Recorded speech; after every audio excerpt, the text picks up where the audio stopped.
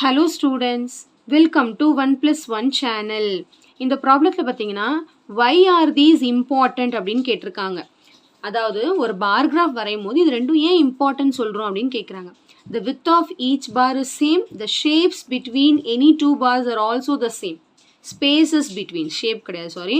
So width of each bar, அதாவது width of each bar அப்படின்னா என்ன அர்த்தம்னா இந்த width இருக்கு இல்லையா பாரோட ஒரு கணம். இப்போ ஒரு யூனிட்னா அந்த ஒரு யூனிட்டில் தான் வரையணும். ஸோ ஏன் அது ஈக்குவல்னு சொல்கிறோன்னா அப்போ தான் எல்லா பாரும் சேமாக இருக்கும், ஈக்குவலாக இருக்கும். அதனால தான் அது நம்ம இம்பார்ட்டன்ட்னு சொல்கிறோம். அடுத்து ஸ்பேஸ், அதே மாதிரி spaces between each and every bar. Graph ஷீட்டில் வரையும் போது ஒரு வித்துனா இங்கேயும் ஒரு கேப் தான் விடணும், ரெண்டு கேப் தான் விடணும். சரிங்களா?